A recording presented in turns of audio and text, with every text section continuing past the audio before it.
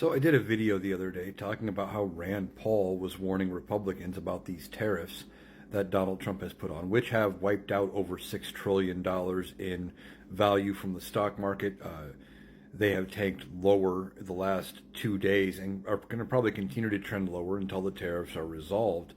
And it looks like we could be heading into a recession. Now, Rand Paul said if they don't reverse course and fix the economy, that it could give Democrats control of the House and the Senate for 60 years. Looking back at what happened after the 1930 Smoot-Hawley Tariff Act, which made the Great Depression worse, and it gave Democrats control of the House and the Senate basically for 60 years. Well, somebody else has come out and basically said something similar. That is Senator Ted Cruz. Now, Rafael Ted Cruz has said on his podcast basically that this week with these tariffs could be the single most important week of the entire Trump administration, these entire 4 years. Now, he may be over-exaggerating a little bit because of how bad it could be, because we don't know what else could happen in the next 4 years of this Trump administration. But he also said it could be a bloodbath for Republicans in the midterm election, that voters tend to punish the party that is in charge when there is a recession. Well, which party is typically in charge during a recession? That would be Republicans. And this time, if there is a recession, which is entirely possible because of these tariffs, we have a cause we can directly point to.